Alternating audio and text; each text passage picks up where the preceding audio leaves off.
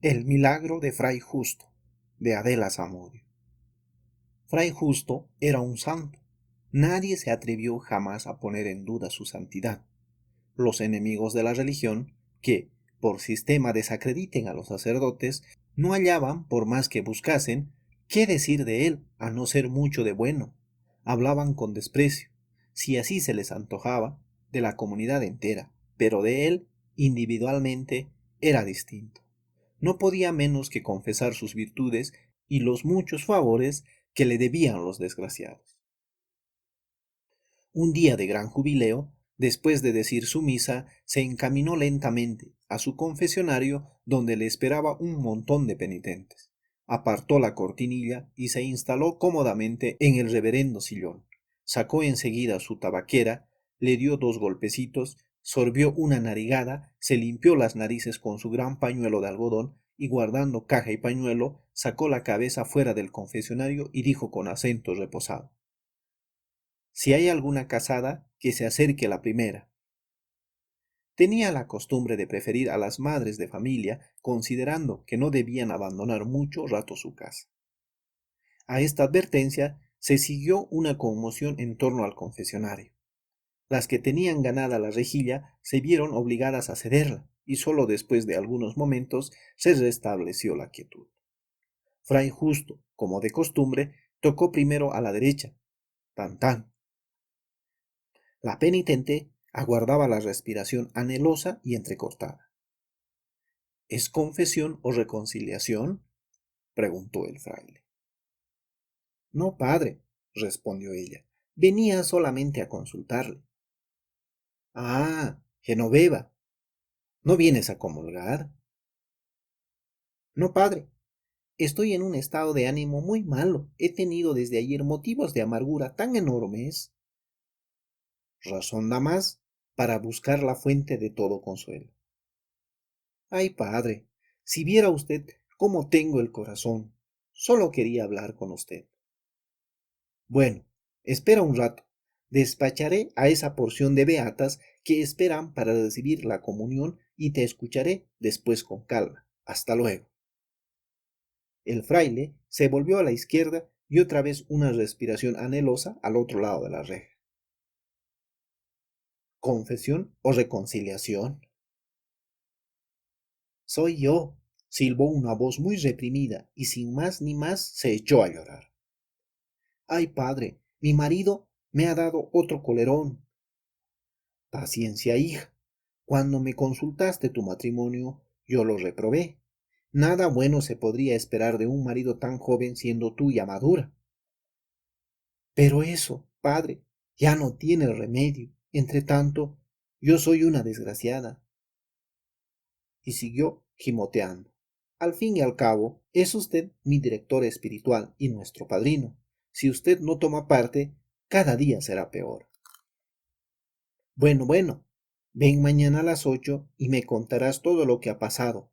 Ahora hay muchas que me esperan para recibir la Santa Comunión. Hasta mañana. Y otra vez a la derecha, tan tan. ¿Es reconciliación? Sí, padre. No, padre, me acordé a última de un pecado. No ha de ser muy grave cuando lo olvidaste. A ver. Ah, escolástica. ¿No comulgaste ayer? La penitente rezó el yo pecador y luego dijo: me acuso de haber echado maldiciones. ¿Y fueron de corazón? Sí, padre, con toda mi rabia. ¿Y a quién? A una tapa de baúl que se me cayó encima. Fray Justo, en el confesionario, era impasible como una estatua. No sonreía ni se enojaba por nada. Mal hecho, dijo. Una cristiana no se impacienta ni siquiera con los objetos inanimados. Confiesa ahora un pecado grave de la vida pasada para que haya motivo de absolución. La penitente obedeció y fue despachada.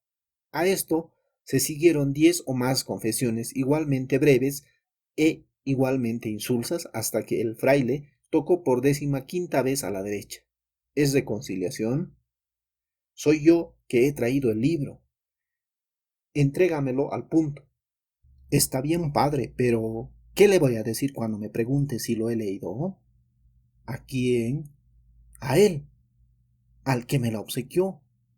Le dirás la verdad, que yo te lo he pedido para quemarlo, que te he prohibido las lecturas de novelas y que no volverás a aceptar esos regalos.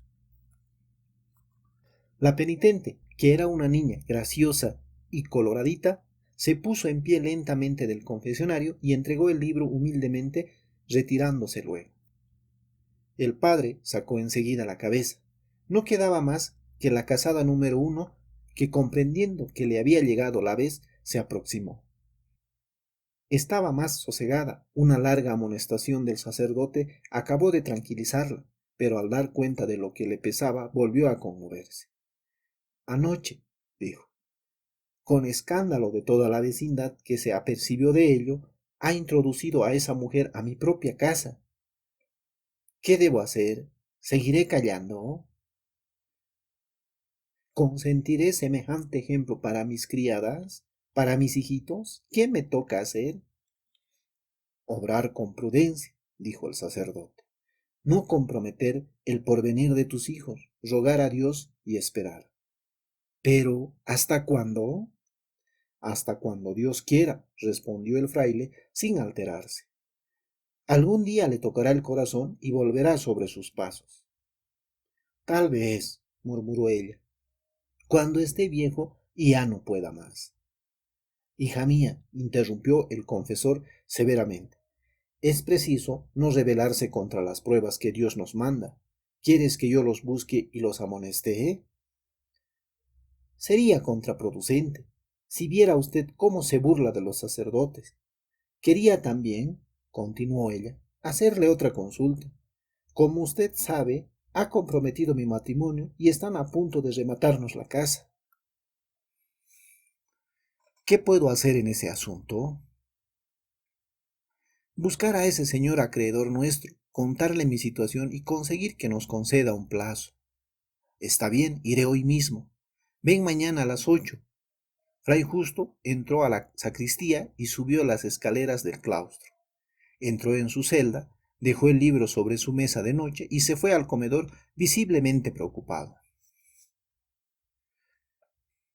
Cuando volvió a su celda, tomó asiento en su sillón y alargando la mano cogió distraídamente la novela, cuyo título consistía en una sola palabra, Avatar. Lo que puede la curiosidad hasta que un santo varón, interesado poco a poco en su lectura, dio vuelta hoja tras hoja hasta que se quedó dormido. El esposo de Genoveva era un sujeto adornado de todas las condiciones necesarias para hacerse agradable en sociedad. Era un ingeniero, en la conversación, sabía condensar a veces tan oportunamente en una sola frase un profundo sentido. Hacía ostentación de modales tan suaves y comedidos con las damas que tenían gran partido entre ellas. En el fondo de su trato con éstas dejaba traslucir a veces cierto abandono lleno de gracia y melancolía que le sentaba muy bien. Verdad es que ya se le notaba algo de calvicie prematura, algo de rubicundez en la tez, pero cuando bien peinado, afeitado y perfumado se ponía el frac, la corbata blanca y los guantes, seguía siendo una arrogante figura en un salón. El brillo de sus ojos daba todavía animación a su fisonomía y en las reuniones aún había una que otra buena moza que a la falta de un soltero que le hiciera la corte. Se mostraba sensible a sus lánguidas y expresivas miradas, aparte de unos pocos padres de familia que le miraban con malos ojos acusándolo de dilapidador, y de unas cuantas señoras intolerantes que lo odiaban en secreto por lo que se murmuraba de su vida privada.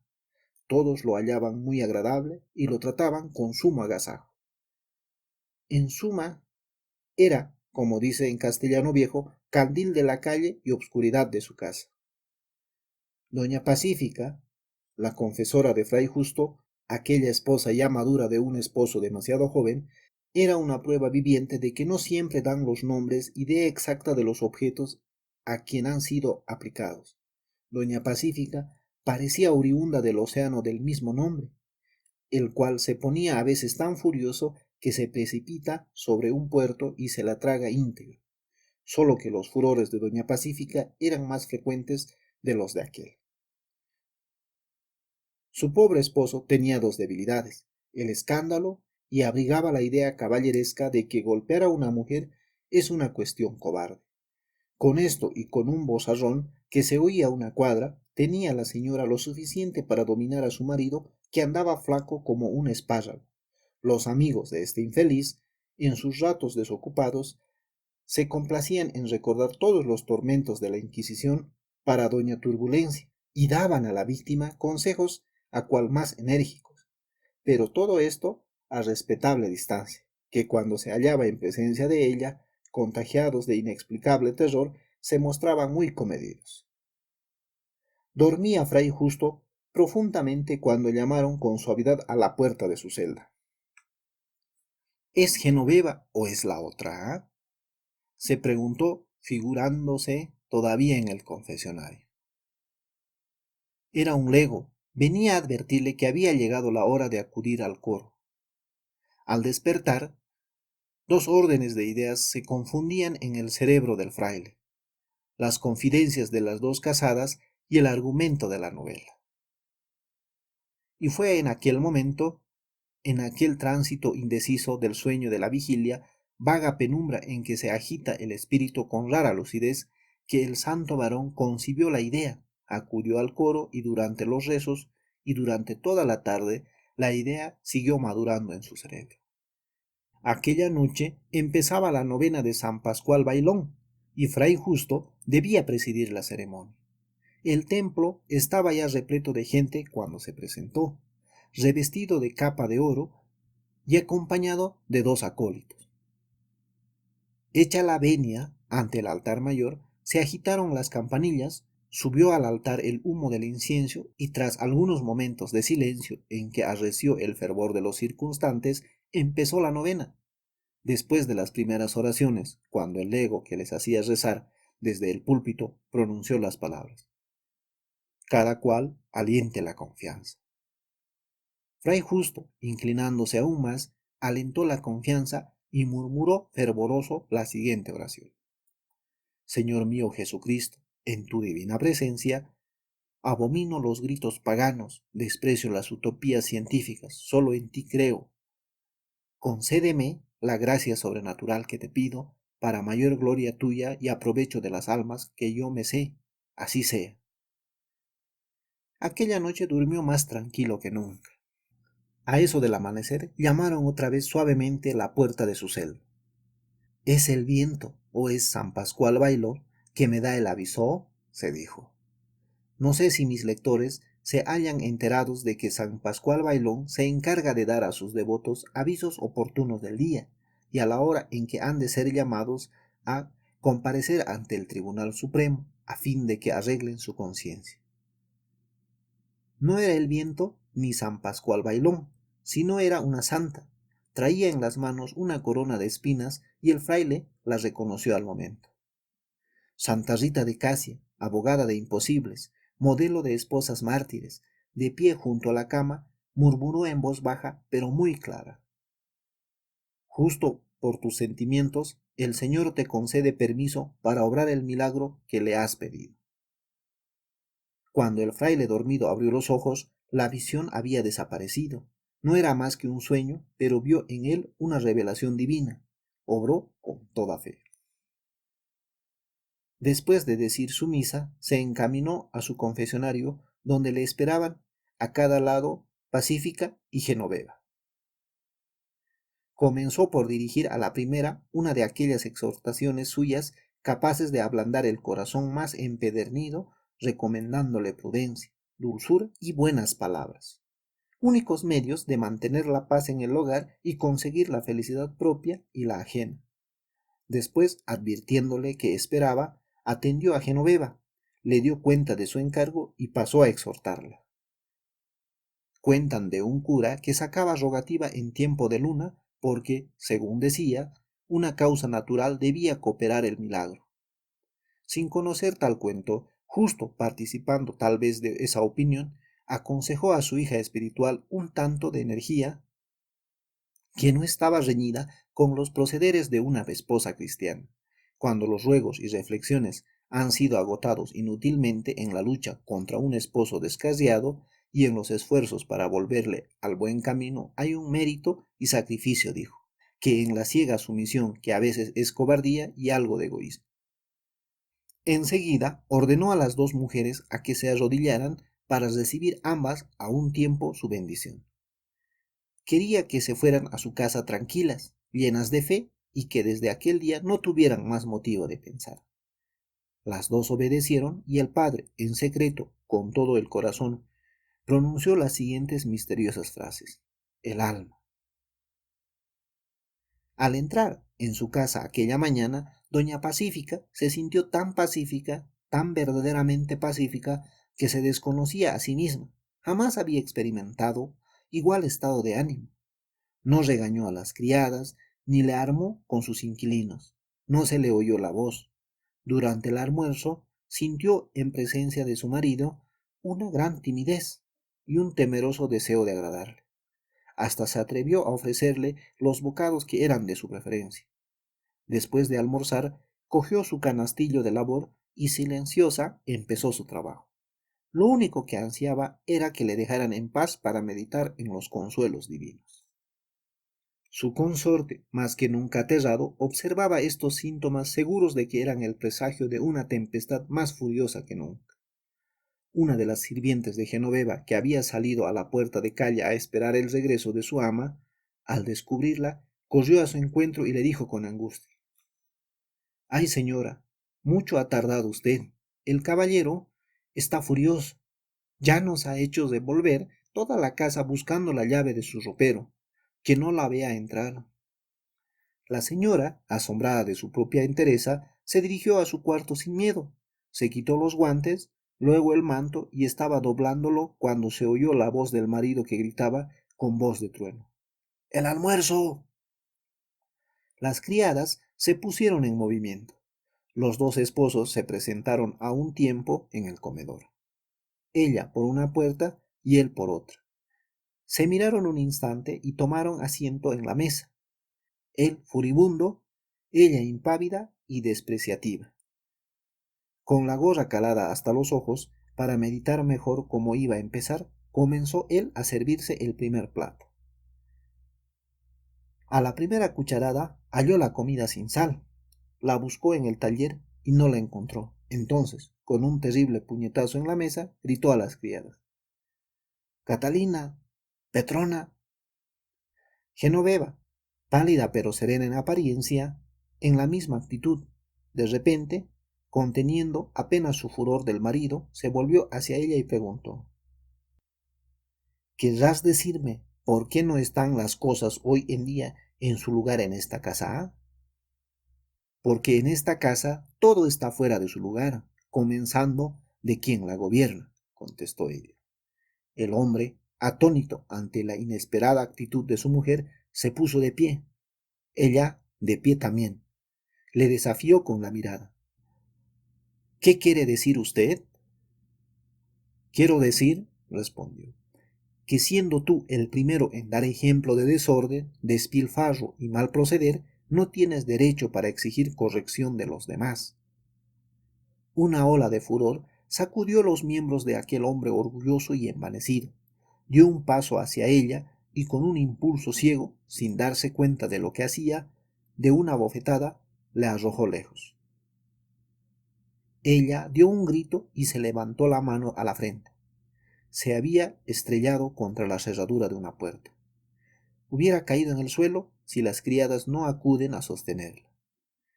Cuando apartó la mano, gruesas y precipitadas gotas, primero y luego un chorro de sangre, manchó su cara. El marido, pálido, trémulo, la miró un instante.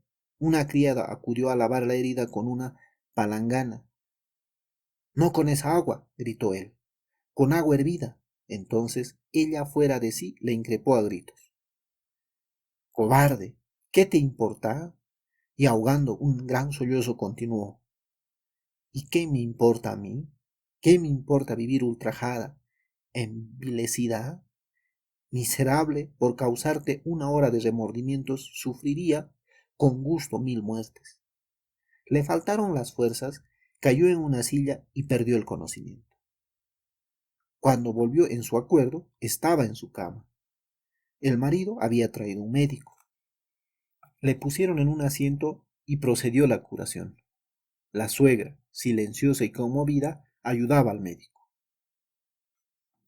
Al mismo tiempo que abandonaban las fuerzas a Genoveva, doña Pacífica recordaba sus bríos momentáneamente perdidos. Sabedora del accidente que aquella había sufrido, se encaminó a visitarla acompañada de un dócil consorte. Cuando entraron en la sala, hallaron allí a varias señoras. Comentaban el estado alarmante de la enferma. Todas sabían lo ocurrido con más o menos exactitud, pero todos fingían creer lo que la suegra de aquella había contado. Se había herido en una caída muy casual. Una de aquellas señoras tuvo la malvada ocurrencia de deslizar por lo bajo una pregunta indiscreta. Y el marido está en su cabecera sin moverse, contestó otra. Aquí te prendí, pensó doña Pacífica y exhalando un suspiro murmuró dolorida. Dichosa ella, cierto que su marido es un poco calavera, como todos, pero al menos cuando está enferma se duele de ella. Otras podemos morirnos sin que a nadie le importe. Cruzáronse entre las circunstancias fugitivas miradas de inteligencia, y sonrisas casi imperceptibles asomaron a algunos labios. El aludido no sabía cómo disimular. Salió de allí ardiendo en cólera. Acompañó sin decir palabra a la señora hasta su casa, que estaba próxima y que cuando ella pisaba el umbral, se largó por la acera hasta la plaza.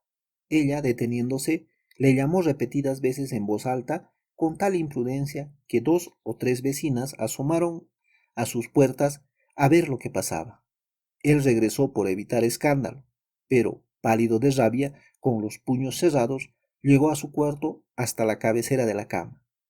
Ella, que lo seguía, al verle sacar la pistola y desenfundarla, corrió hacia él gritando: Bárbaro, ateo, ¿vas a morir sin confesión?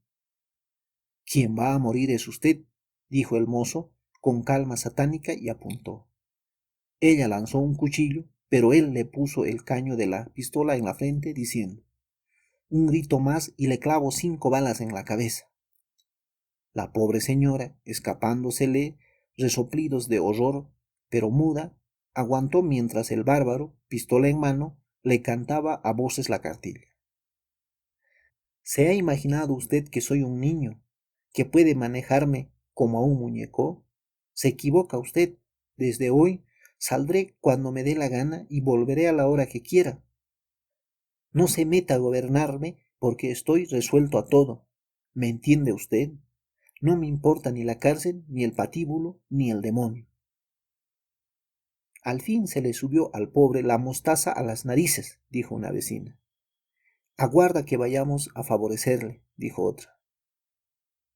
8 días después, la vida en los 2 hogares seguía su curso ordinario, pero no sin cierta modificación muy favorable en los caracteres.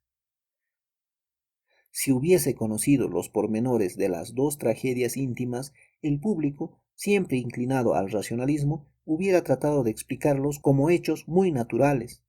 Se habría dicho, en primer lugar, que el inusitado consejo del confesor había provocado en Genoveva la actitud temeraria que enloqueció de cólera al marido, y que el esposo de doña Pacífica, estimulado por el ejemplo de la santa esposa, había tomado las riendas del gobierno escarmentando a la suya.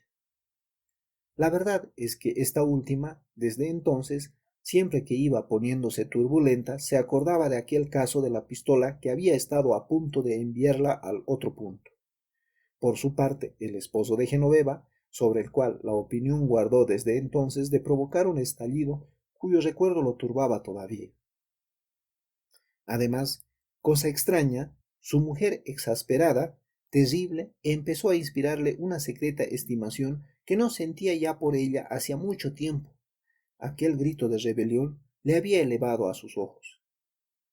Entretanto, todo el mundo se asombraba de los indicios reveladores que demuestran un cambio favorable en la vida íntima de los 2 matrimonios. Nadie sabía que eran los resultados de un milagro de Fray Justo.